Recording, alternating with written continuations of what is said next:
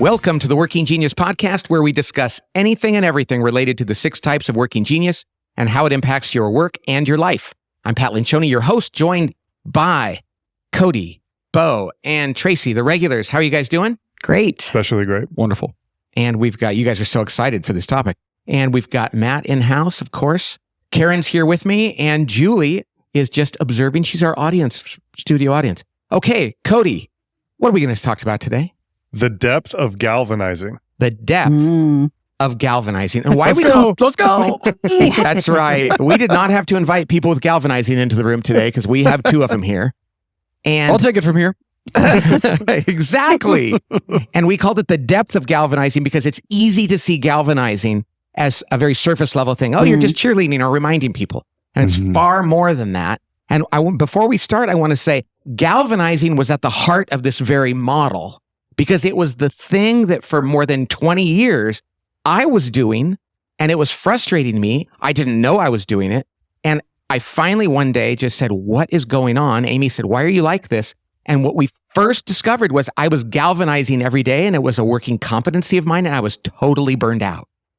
And so I say that because it's hard to galvanize. For me, it doesn't feed me and give me joy and energy.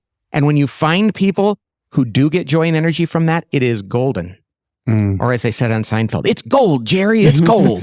And so we have 2 galvanizers here, and we want to ask you guys, tell us how you get joy and energy from the disruptive genius of galvanizing. Oh, you go ahead, Cody. I want to hear you talk about it First, describe it for us.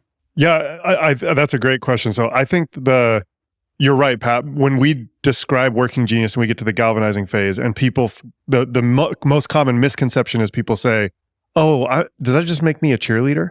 And while Bo is a cheerleader, a galvanizer, the depth of it, that's what we're trying to explore, because it's really about rallying people towards a common goal. It's about, oftentimes we'll talk about like circling the wagons or getting everybody's attention and moving them from, the reason it's disruptive is like most often people are not all rallied around the same thing. So you have to get them focused on the same thing. And it's not a one-time event either. It happens repeatedly over and over and over again. Or I'll say, hey, having the right idea, discernment is not enough, because the right idea might sit there on the table. You need to be able to focus and energize and get everybody looking at that idea and moving in that direction. Something just occurred to me while you were saying that, Cody, is galvanizing isn't just about getting people to embrace something again and again. It's, you have to sometimes tell them to stop embracing something else. And I think that's why I don't like it. Because there's a part, and you don't, it doesn't bother you as much. That's why you love this. But to say, no, don't do those other things you're doing.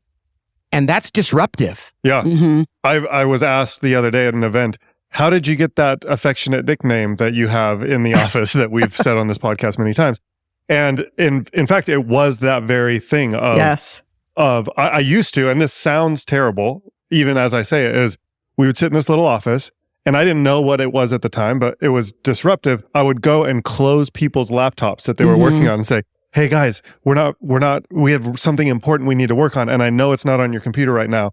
And I would go around and close people's laptops. People don't love that. But the galvanizer in you guys is much better. Like, you're like, it's okay, it's worth it. And it wasn't to me. And so when I did it, it would crush me. And I felt like that was my job. And when we found, we have 2 galvanizers here, you guys are masterful at it. And by the way, it's not offensive to us. No. But we're glad that it doesn't bother you to do it, because it serves us all. I think about that idea that without a vision, the people perish. And vision is not just the right vision on a piece of paper of here's where we're going to go. When I think about vision, it's everybody might be looking in a bunch of different directions or working on a bunch of different things. And other galvanizers that I watch have this ability to get everybody, again, taking all that energy and saying, we're going to take it all and look here. Here is what we must work on. Does that make sense? Absolutely. And I will even say a tip or a trick that I've learned after Working Genius is, one of the best ways for me to galvanize is I actually go through the widget process. I like to say, hey guys, remember, this is the problem that we were trying to solve. And here's the solution that we came up with. And here's how we made it. Here's how we know it's the right thing. So you go from invention down to discernment. And here's why we need everybody's participation in this. And here's how we're going to execute. And that, I actually use the framework of that to rally people around the right things. Yeah, and you're masterful at that, Cody. I think that's a combination of your D and your G. You having the ability to paint that picture, I think, is a combination of your geniuses, not just G. But it is a great reminder. Our friend Jonathan says, great galvanizing always involves setting the stakes, re-clarifying the why. So even if it's not something that's natural, if the energizing or focusing is natural, it is a good practice to be able to say, make sure you tie it back to why, which is some of what you're saying, I think. You know, Pat, this is another story maybe that contributed to my nickname here is there was a time in our office where we were not as good at conflict as we needed to be. You brought this up. You were observing that. Hey, our team needs to get better at conflict. And you didn't want to be the one to say... I hated making people do it. Right. So when I loved it, you were like, hey, can you help us get better at conflict? And so I went and bought a little Rocky, I'm looking at everybody. Yes. You remember the Rocky trophy? Sure It was do. like a little snow globe with the Rocky statue in it. And I said to our team, like, I'm going to give this Rocky statue to the person who engages in the most constructive ideological conflict every day. And then I was imploring them, guys, you need to do this. You need to do this. And for the first 15 days, I gave it to myself. I awarded myself the Rocky trophy. And then I said at the end, hey, if I get this tomorrow, we're going to be in big trouble. And then it was Karen, actually, who jumped in. And it was like a moment where seeing galvanizing happen, and it was over and over and over again, but it got the team to move in the direction that we needed to move. Right. And I liked seeing it and spotting it and announcing it once, but I didn't want to be the one to keep doing it again and again. And it reminds me of the difference between a genius and a competency. Because the truth is, one of my competencies is galvanizing. It's my third. And when I had to do it, I will say I was pretty good at it. I didn't like it. It exhausted me. And so I couldn't do it joyfully.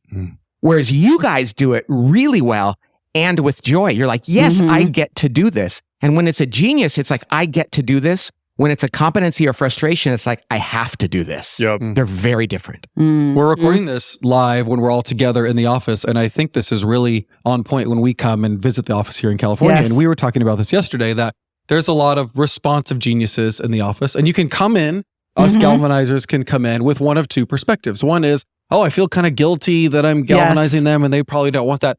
The other is, oh, they actually love my genius. They love that we're different. They see that it's needed, and I can step in and say, this is actually a gift that I'm giving them, not a inconvenience to their... Sure. I'd love to hear you talk about that. Well, actually, sometimes initially, I think you would walk in and you guys would get frustrated.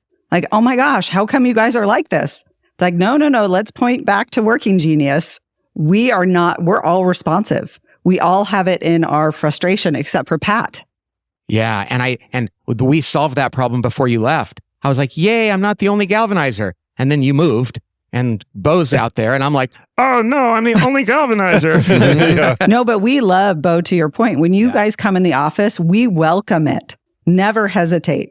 We're like, bring it on, move us, get us to move. And I think about other galvanizers that I work with. It seems surprising because we seem energetic and probably seem confident and driven, is we love to hear that. A galvanizer also loves to be affirmed for the fact that galvanizing is work, that it's necessary, and that it's, Pat, to your point a few minutes ago, it's actually difficult. If you don't have galvanizing, it's so draining to do, and it's needed. You know what's funny? I think about this. We have we have a holiday party, Christmas party, or a gathering. And every time, and this has happened for the last 10 years, we'd be sitting at a big table. And so we wouldn't get to sit with everybody and talk to them. So I would say, we're going to move plates. Every course, we're going to stand up and we're going to slide down so everybody moves around the table so you're sitting with different people. And every time we do it, people complain. And every time at the end of dinner, they go, I'm so glad you did that. And yet, I would be frustrated because we'd get to the next one. I go, we're going to do that. And I go, oh no. Whereas you guys, it wouldn't bother you. You'd be like, oh, they're going to complain. That's fine. It's going to work out well. Oh, true. Yeah. So you guys can actually work through that. And Karen just wrote a note. She doesn't have galvanizing. It's a frustration for her. When you don't have galvanizing, even as a competency, and you do it, you feel like, and actually you are perceived as kind of a nag. Yes. Wow. Because my wife hates to galvanize at home. Yes. And it shows. Oh, that resonates with me. And we're also ease. So you're pleasers. We're pleasers. So in addition to having it in our frustration, we have enablement in our geniuses, and it's painful for us. But the whole nag thing, I completely feel that. Right. Because it's just not natural. It's not that you're doing that. You're like, I'm actually frustrated that I even have to do this. And that comes out. As we're having this conversation, I think there's a unique part about the way we run our business that actually lends itself to the right type of galvanizing. And I mean this because there's probably people out there who are like, how do I know what to galvanize? You guys seem to already have clarified what the most important thing is. And so because we run our meetings, because we sit and do wonder, invention, and discernment to figure out what the most important things are, it's easy to galvanize and make sure people are on the right page or the right track. Because I would imagine if you're in a company that you don't know what the priorities are, then galvanizing can kind of feel like you're running around starting fires in a bunch of different areas of the office. And so the idea of, hey, this goes in order. You don't skip right to galvanizing. You have to go, what's the problem? What are we solving with invention? How are we figuring out how it's going to work? And then move into galvanizing. And that's why if you're a GT or even a GE, in other words, where your first letter is G, you might be prone to just galvanize people right away. And what you need to do is go, wait a second, let's make sure that we've WID'd something before we just keep people moving. And Jackie, who we love to pieces, and she's a GT. And, when in doubt, it's like, come on, let's move. And which we love that. But the humility, and this is the other thing, all of these geniuses, humility is so important because, Bo, you're an IG, which means a new idea. You go from a new idea to selling it and getting people excited about it. But your humility is if one of us goes, hey, Bo, I don't know if that's such a great idea. You go, that's okay. Let's do a different one then. It's not like you're insistent on doing it. You actually invite discernment into between your I and your G. And so and Jackie's has great humility. She's like, I know I'm rallying us to do something. It might not be the right thing, but in the meantime, I'm just going to rally us. Bias towards action. Exactly. And that's okay as long as you're willing to be informed that maybe I'm galvanizing us around something that doesn't need to be galvanized yet. I would say the relationship with the discerner and galvanizer is really important. And also the relationship with a galvanizer and enablement is important. When I galvanize something and there's nobody with enablement there to help pick it up, figure out what's next, how to include people to say, let's go. It can be very draining, but boy, when you have I have a great colleague named Ashley who is a discernment and enablement. And so it's just this great synergy of I'm galvanizing, she's picking it up, I see it, let's go in that direction. Right. Yeah. And I do want to shout out to the enablers. Without people with enablement, galvanizers are toast. Absolutely. You need that response. You need people to it's a great respond to the call. And like there is no success without the people, the glue of a team to say, Mr. or Mrs. Galvanizer, I hear you. I'm ready. You're the other genius that I think benefits from a great relationship with a galvanizer is a wanderer. Because sometimes a wanderer can be a bit quieter or sitting back and noticing something. And sometimes they need a galvanizer to be able to say, hey, everybody, Matt's noticing something. He sees potential. He sees maybe where this might go. Let's all listen. Let's spend a little time wondering. Do you resonate with that? Yeah, of course. Of course, it's interesting. You're like a megaphone for the team, but you don't want that megaphone to just be you. You want to be magnifying everybody and making sure that the right stuff comes out. You know what's interesting? When you said that, the W and the G connection, I didn't know where you're going to go with that. And WG is the most unique type we have. And even to this day, it's hard for me to describe it because the idea of being a galvanizer and a wonderer it seems kind of opposed to one another. I'm curious as to what you guys think about that. This is in real time. Why is the WG so mysterious? I do think because I think the galvanizing part seems to infer confidence and assuredness, and the wonderer part is way more nuanced and not ready to land on something confidently. So they oscillate between a nuanced thought with lots of possibilities and then needing to articulate and get excited about. We called it the excited philosopher, right? Or the excitable philosopher. I can't remember exactly what the label is, but I think it's that. I think you're right. I think I have a son who's a WG, and it's really hard to decide. And we know Mike and Daniel, other people we know. And what I used to say about Daniel as a WG is he's the guy that would be like on the playground, there's a bully, and he's like, Pat, you can do it. Go take on the bully. You go out, you be the hero. Get up there. And he'd be encouraging me and pushing me out into the middle of the playground because that's the G. Yeah. And then just before I walked away, he goes, but he might kill you. You know, maybe you shouldn't. I don't know about this. Because there's that nagging thing like, uh-oh. But so they do kind of seem in opposition. There's tension, but there's always tension in our. We call it the philosophical motivator. And the description is a unique combination of eagerness and caution. And that's exactly what you've just described. Good. Yeah. Good. I nailed it. And my son is like that. Yeah, Yes. let's go do that. Oh, but do you think that's the right idea? Mm-hmm. I think it's worth going back to, we discovered Working Genius related to galvanizing, and it becoming a burnout level of frustration because you had to be the person doing that. And then I got to fill that gap for a little while in the office. And now I've moved, and the office definitely still feels not just a lack of galvanizing, but we talk about the culture being responsive as is.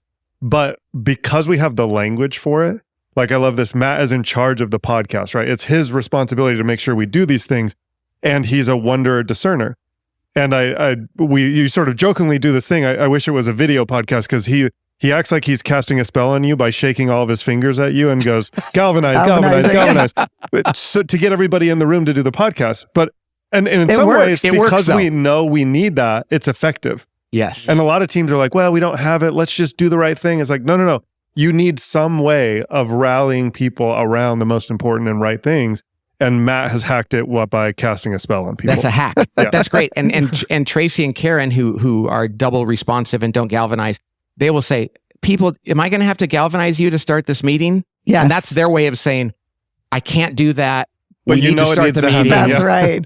Wow, Yeah. cool. I wonder, probably as we're close to wrapping this conversation up, especially from Tracy and Pat, what advice would you give to a galvanizer? And then maybe what advice would you give to somebody working with a galvanizer? I know that's two questions. Let's start with the first one. What advice would you give to somebody with the genius of galvanizing? Well, I mean, I would say, first of all, understand that your team needs it. Mm-hmm. Whether they tell you that or not, you know, they need it and they like it. And in your case, you guys get to hear us say, hey, we love that you do that. Sometimes it doesn't even look like a job. There's just a person on your team that goes, come on, everybody, let's do it. Mm-hmm. So understand we need it. We like it. Please keep doing it. I think the other thing I would say is, Karen just wrote me a question, is tell us what frustrates you. Because we don't know. Like, what is the thing that drives you craziest?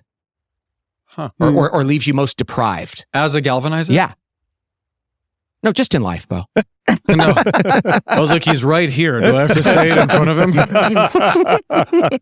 I'm sorry, I'll do better. Well, one we've talked about that we're crushed by inaction or like a lack of response. A galvanizer actually, I would rather someone push back and fight, because that is a response to my energy, versus do nothing or be indifferent about it. Right. Mm-hmm. That's one thing. The other thing is like movement. Like, if people are just nodding their heads in the room, but you don't see actual action, that can be crushing too. Because then it's like, I'll do it again. I'll do it again. I had Julie's in the room the other day. Sometimes it can frustrate a galvanizer to spend way too much time in discernment, because it's like, okay, no, hand me the thing. So to get Julie to move, I'm not advocating that someone said this, that you should say this, but I said, hey, I'm going to die on this hill, so you just decide how long it takes. And so that meant like, I'm ready to move. Let's move, even if we don't have the perfect plan. So those are the two things that I think. Yeah. I That's loved what you said about a response. In fact, we did a virtual event recently, and we had the chat as part of that, and I was kind of hosting the event. And like, if you see the chat, Bo, is that going to be very distracting to you? And I'm like, no, it's not going to be distracting to me. I'm going to love it. And I think that's why I feel like we're doing the event at Galvanizing, and I got to see in real time all these comments coming in, and they might have been somewhat distracting, but it felt like this, like, oh, people are engaging, they're participating, there's energy, there's like, it's being seen, they're doing something with it. Yeah, that makes sense. So just understand, if you're a galvanizer out there, we know it's more than just sales, but that denigrates sales. Really good sales means you're mobilizing people and you're really tapping into what they're thinking, you're reminding them. So in the best sense, it is sales-like, but it's so much more than just reminding people or cheerleading. It's really bringing out the best in others and disrupting them in a way that they need. Yeah. So keep galvanizing. And thank you for not making me galvanize. You got I it, appreciate boss. it. Love it. All righty. All right, that's it for this episode of the Working Genius podcast. Thanks for joining us. God bless.